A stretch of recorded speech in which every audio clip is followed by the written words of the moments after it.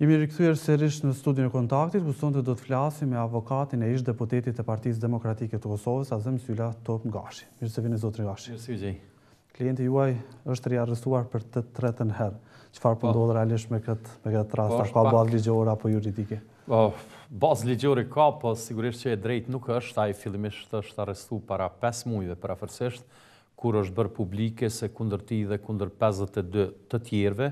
të dyshim në rastin ashtu quajtur Toka, se ata janë në hetime të gjithë për kinse transferimin e pronave të caktuara shoqërore në prona private, shitjen, stërshitjen e tyre dhe besoj që opinioni e den lidhur me këtë. Pastaj ai paraforcësisht para 1 muaji është liruar nga masa e paraburgimit dhe i është zaventësuar me një masë tjetër, shumë të lehtë në raport me paraburgimin, që është paraqitja në stacion policor një herë në javë dhe është dorëzuar pasaporta e tij. Diku me 16 shtator të këtij viti,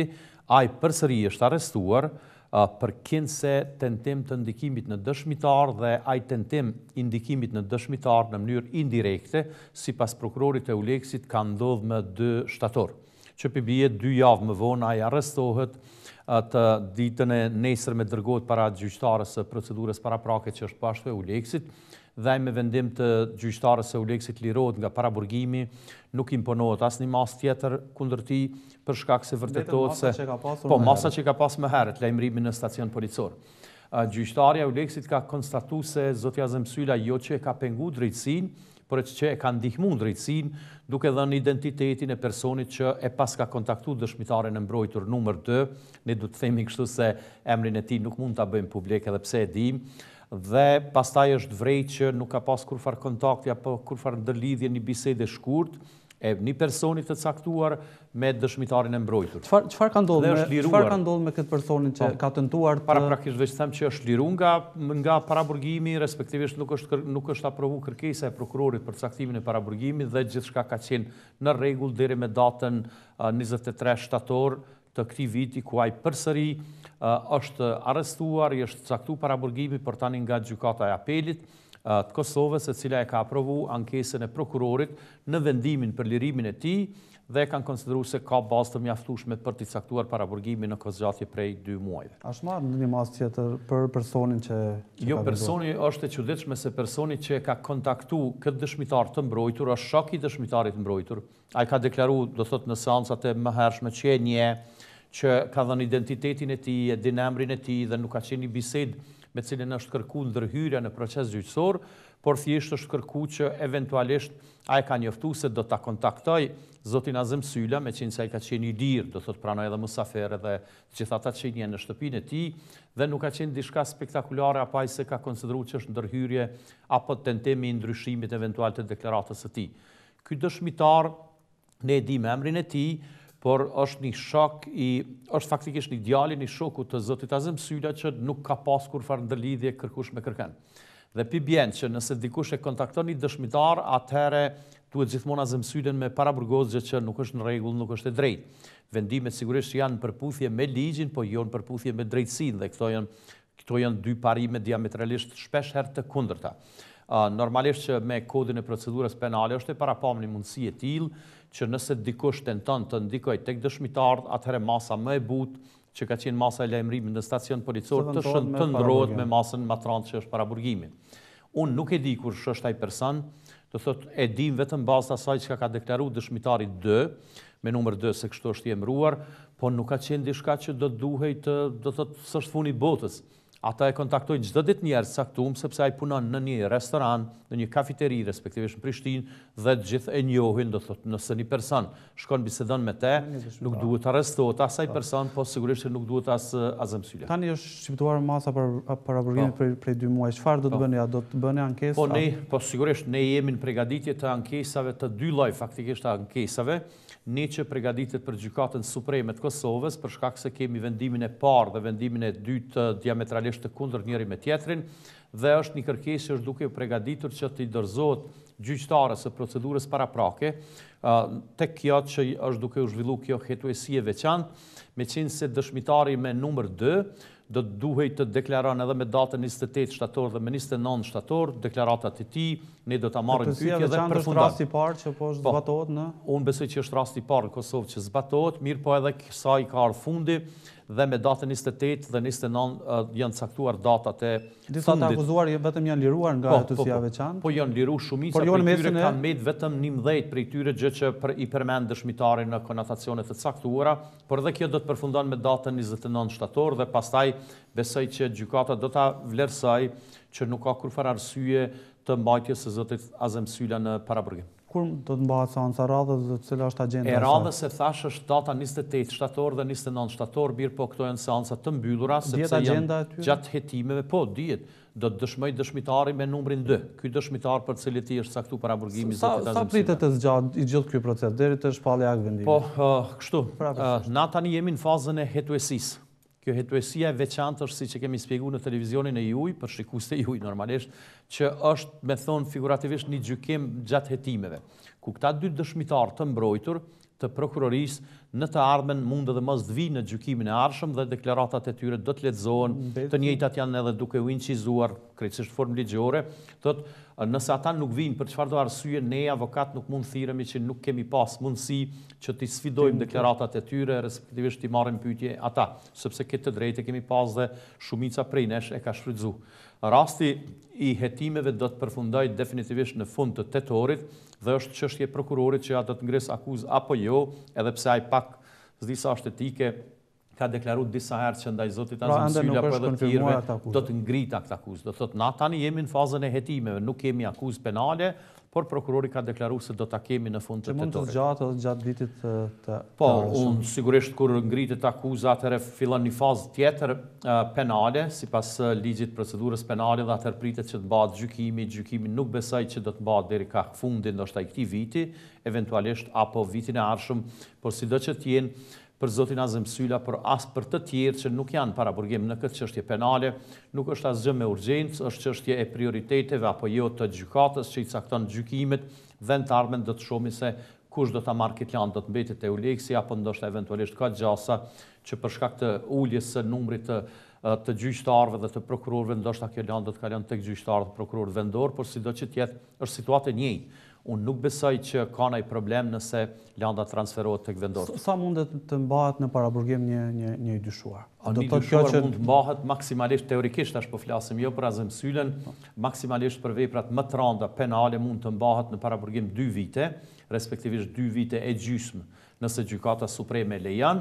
Dhe brenda kësaj periudhe kohore duhet të kryen hetimet në secilin land penale, unë po flas për raste më të rënda, sepse për raste të tjera janë periudhë kohore më e ulët, dhe kjo është maksimumi që dikush mund të mbahet paraburgim pa ngritje të akuzës. Pas ngritjes së akuzës është çështje e trupit gjykues, ata mund ta mbajnë dikën në paraburgim deri në përfundim të shqyrtimit gjyqësor, por me ligj është e parapame që kushdo që dënohet për 5 vite apo më tepër burg, ai detyrimisht shkon në vujtje dënimit apo në paraburgim deri në plotfuqishmërinë e landës. Së fundi pam lajme që zoti Sylla është dërguar në qendrën klinikë universitare. Cila është vërtet rreth shëndetit të tij? Ai ka qenë aty për shkak se gjatë periudhës kohore sa ka qenë i lirë. Ai ka pas edhe kontrolle shëndetësore, mjekësore dhe ka qenë për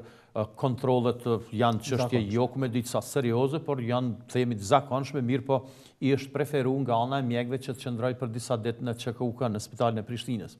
Pastaj me ndryshimin e vendimit prej masës së lirisë së tij, respektivisht të lajmërimit në stacion policor, atëherë me rastin e caktimit të paraburgimit që ka ndodhur më 23 shtator, aty vetëm i është dërguar vendimi, vendodhja aty është ditë ai normal që është ditë ku është sepse nuk është në spital Srin Kërkush më sheft, është kontaktuar prej policisë, i është dërguar vendimi dhe kanë ardhur vetëm gardianët e burgut që e ruajnë secilin që është në paraburgim por që gjendet shërim. Në cilën paraburgim ndodhet dhe cilat janë ndodhen në spital ende, do të ka dhe do kontrolla edhe për disa ditë, por me datën 28 shtator me siguri që do të vijë në seancë respektivisht në gjykim. Po e keni lidhur riarrestimin për herën e tretë me gjykatën për herën e dytë për gjykatën speciale. Po kjo ka qenë tepër specifike se me 15 shtator ka qenë një konferencë e parë, e cila është mbajtur në Hag në lidhje me gjykatën speciale dhe është mbajt nga krye prokurorit, themi, i gjykatës speciale, unë përdori terma ma popullori, është shumë juridik që me qenë ma i qartë për shkak të shikuzve t'juj, dhe prokurori ka deklaru atë se pritet shumë shpejt të ngritjen akuzat e para të kjo gjykatë speciale në Hagë, gjykatë paramenoti vetëm për shqiptarët, për ish pjesëtarët e UÇK-s, po ashtu ka qenë edhe administratorja e gjykatës që ka tregu lidhur me periudhën kohore kur pritet funksionalizimi i plot i kësaj gjykate speciale në Hagë, dhe kjo ka qenë me 15 shtator, ndërsa një prej atyre arsyeve që është thënë gjithmonë që gjykata speciale për shqiptar, po jashtë Kosovë, jashtë teritorit të Kosovës, është formu edhe për shkak të pamundësisë së mbrojtjes së dëshmitarëve kinse në Kosovë, atëherë Zoti Azem Sylla të nesërmen në ora 8 me 16 shtator është arrestu për kinse ndikim në dëshmitar. Dhe kjo ka qenë ajo që unë kam deklaru, do thot në mediat caktuara, që kjo është vetëm një publicitet për gjykatën speciale, është një mesazh i qartë për Brukselin edhe pse i rrejshëm, që në Kosovë s'po mujna mi mbrojt dëshmitarët, dhe arrestimi i Azem Syllës për herën e dytë me 16 shtator ka ndodhur pasi që dikush e ka kontaktuar dëshmitarin me datën 2 shtator, do thot 2 javë më vonë. Edhe për 2 javë ai është kontaktuar, dëshmitari është kontaktuar nga një person brenda lokalit ti, ku kanë qenë prezent policët e Uleksit që kanë fotografu për nuk e kanë dalë, do thot ata qëllimisht as si kanë dashur me ditë emrin as mbi emrin e tij, kanë pas vetëm një fotografi kollor ku Azem Sylla ka tregu kush është sepse është djali i shokut të tij, dhe kjo ka qenë një neglizhencë e prokurorisë që ata nuk janë marrë me çështje të mbrojtjes themi të dëshmitarit, por janë marrë me çështje më tepër nivelit të Brukselit, duke arrestuar Azem Syllën të nesërmen pas konferencës në Hagë që është mbajtur për gjykatën speciale. Do thot ka qenë një tentim i dërgimit mesazhit të qartë se okej, u formu gjykata speciale që tash na vërtetojmë që ka qenë nevojshme se as deputeti, ish deputeti i PDK-s Azem Sylla nuk i respekton ligjin dhe tenton sipas tyre të ndikojë në dëshmitarët e mbrojtur që japin deklarata kundër tij. Edhe një pyetje fundit për gjykatën speciale, por jo për rastin Azem Sylla. Mendoni që me formimin e kësaj gjykate do të pastrohet njëherë për gjithmonë lufta e ushtrisë çlirimtare të Kosovës, apo konsideroni që pas kësaj gjykate do të na vihet një gjykatë tjetër, siç ndodh me misionet ndërkombëtare? Jo, kjo faktikisht do të njolloset lufta e UÇK-s për shkak se fillimisht nuk ka lufta të pastër, se në luftë mjerisht njerëz vriten, lëndohen, shkatrohen, gjithçka që është e dini në Kosovë. Ne kemi vetëm objektet banimit shkatruara mbi 120.000, do thot objektet banimit, edhe pse unë paraprakisht duhet them që kemi rreth 15.000 civil, sepse ato objekte shumica e tyre edhe janë rregulluar, janë rindërtuar, por jetat e njerëzve nuk janë kthy, dhe kjo gjykatë është tepër e dëmshme për Kosovën, për popullin shqiptar në përgjithësi, për shqiptarët e Kosovës në veçanti, dhe shumë e dëmshme për ish pjesëtarët e UÇK-s. Thot ne kemi një gjykatë që nuk e pastron luftën, po e inkriminon UÇK-n kinse në krime të luftës, për shkak se kemi vetëm një palë ndërluftuese që është UÇK-ja, ku vetëm ata akuzohen, jo serb. Na e dim që në Kosovë 15.000 civil, që 99% prej tyre kanë qenë shqiptar, prej fëmijëve të moshave 3-ja deri tek ples dhe plakat i kanë vrasë serb. A do të thotë kjo që Kosova nuk e ka pas gjykatën për krime lufte, ndërsa Serbia po? Po, nëse ne kemi një Kosovë multietnike, pa marrë parasysh sa përqindja minore është e serbëve dhe të tjerëve, atëre qysh mundet bota e civilizume me kërku dhe me formu një gjykatë e cila është vetëm për një nacionalitet dhe kjo gjykatë është raciste. Unë besoj që për pyetjen e juaj të radhës që sigurisht Kosova ka dështu për formimin e një gjykate për krimet luftës dhe do duhet formoja shumë më herët. Ne kemi pas edhe mundësinë tepër të lehta formoj këtë gjykatë 17 vite pas shtirimit dhe 8 vite pas shpalljes së pavarësisë, sepse askush nuk na ka ndaluar, posaçërisht ka qenë mundësia e parandalimit formimit gjykatës speciale, se ne këtu kemi pas edhe misione dhe kemi të huaja të sundimit ligjit, kështu që është dashur që të kërkohet fillimisht që raporti i Dick Martit, i cili ka qenë katastrofal për gjithë shqiptarët, po për udhëheqësit, një pjesë të udhëheqësve të ushtrisë çlirimtare të Kosovës jashtëzakonisht i dëmshëm, që ato pretendime, edhe pse janë hetuar nga Carla Del Ponte, ish kryeprokurore e Tribunalit Hagës për ish Jugosllavin, të hetohen edhe një herë, meqense ai ka qenë në dokumenti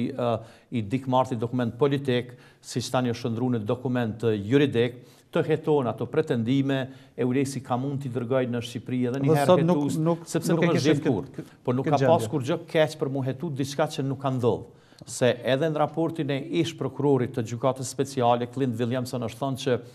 nuk janë gjetë fakte për transplantimin e organeve njerëzore, për shitjen e tyre, atas monstruoze që është thënë në raportin e Dick Martit se 400 persona janë dërguar në Shqipëri për heqjen e organeve të trupit dhe shitjen e tyre. Ai ka deklaruar se kjo nuk ka ndodhur, por e ka lënë një derë të vogël, do thot për me qenë paksa e randë dhe që askush mos me kundërshtu tash formimin e gjykatës speciale, edhe nëse ka ndodhur në masa shumë jashtëzakonisht të vogla në raport me ato që i ka përmend Dick Marti. Mirë, po nëse vetëm një personi, një pjesë e trupit i është hequr me qëllime të shitjes, ajo është, do thot, monstruoze dhe është diçka që shekulli 21 nuk e duron dhe bota civilizume trishtohet kur një lajme të tilla se dikun ka mund të ndodhë. Dhe me gjykatën speciale, vetëm një lloset lufta e UÇK-s, por jo që pastrohet. Faleminderit shumë për intervistën, zotër Rikoshi. Faleminderit për ftesën. Ne të nderuar shikues, shkëputemi për disa qaste për të rikthyer sërish me informacione dhe zhvillime tjera në kuadër të emisionit Kontakt.